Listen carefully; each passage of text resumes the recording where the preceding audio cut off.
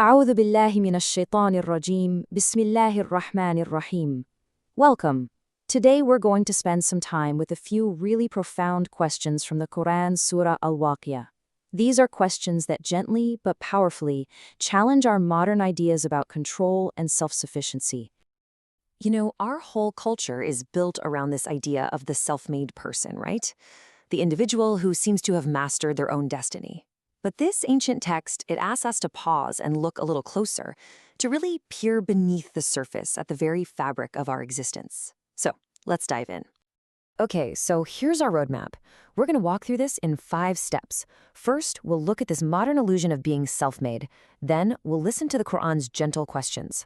After that, we'll unpack the outer and the deeper inner meanings of these questions. And finally, we'll see how all of this leads us to a beautiful conclusion about worship. So let's get into it. What's so interesting is that this passage doesn't start with some big condemnation. It starts with a simple, really sharp observation that modern life, it kind of trains us, almost without us noticing, to believe that we are in total control of everything, our projects, our results, our successes.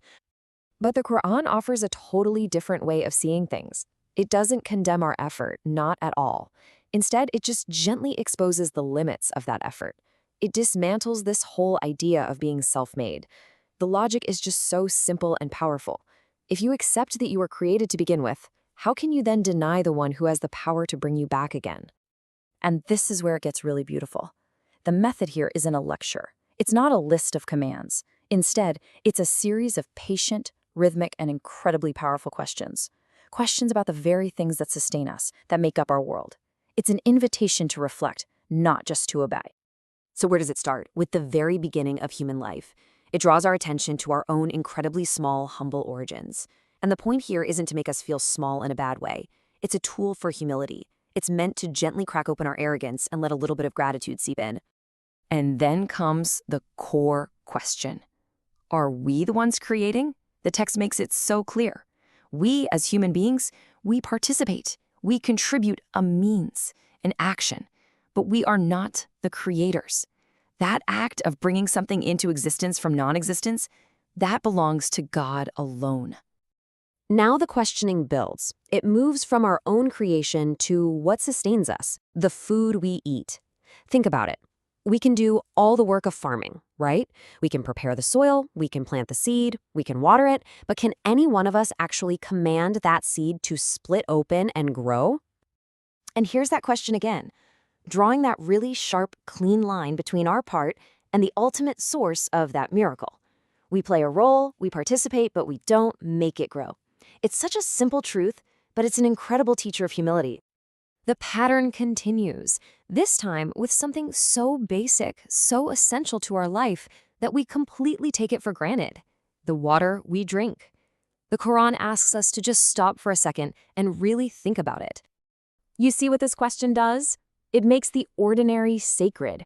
It takes a simple rain shower out of the category of just weather and reframes it as an act of mercy, something sent down for us, a gift.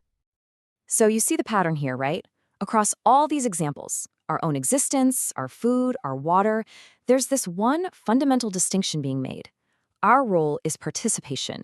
The divine role is origination. We are deeply involved, but we're not the source. We're more like stewards, not masters. Okay, so these verses have a really clear, direct meaning on the surface. It's what scholars call the Ẓāhir, or the outer, apparent meaning. And this is what the great classical commentators really focused on. And I love this insight from the scholar Al-Rāzī. He pointed out that this isn't some dry, abstract philosophy. It's theology that's made personal, made intimate. It points to things we see and touch and rely on every single day, and just asks us to truly see them for what they are. So the early commentators would explain that these verses are, first and foremost, a powerful proof of God's power.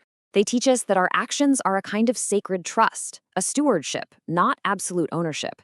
And they make a powerful argument. If God could create us the first time, why is it so hard to believe he can do it again? But there's another layer. Beyond that outer theological point, the spiritual masters saw something deeper, an inner meaning, the batin. And this meaning is aimed squarely at the heart. It's about gently humbling the ego, the nafs, and waking us up spiritually. And wow, al-Ghazālī just hits the nail on the head here. He talks about one of the heart's most subtle diseases. We start enjoying the gift and we forget the giver. And slowly over time, that blessing starts to feel like an entitlement. These questions are the cure. They're meant to wake us up from that spiritual sleep. This whole understanding leads us straight to a core spiritual state, tawakkul, and it's so important to get this right. Tawakkul isn't about being passive and doing nothing, not at all. It's an active, truthful reliance. It means you do everything in your power. You plant the seed, you work hard, but your heart is tied to the one who makes it grow, not to the outcome itself. So, what's the big takeaway from all of this? How do we take this ancient wisdom and actually apply it to our lives today? Well, the text suggests a very clear path from just knowing something to actually living it, from reflection to action. And here are some just beautiful, practical ways to do that. Simple things.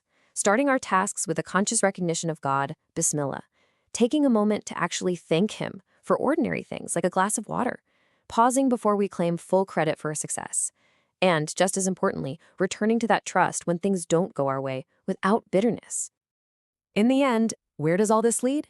All this seeing, this reflecting on creation, it funnels down into one single powerful response: glorify your Lord.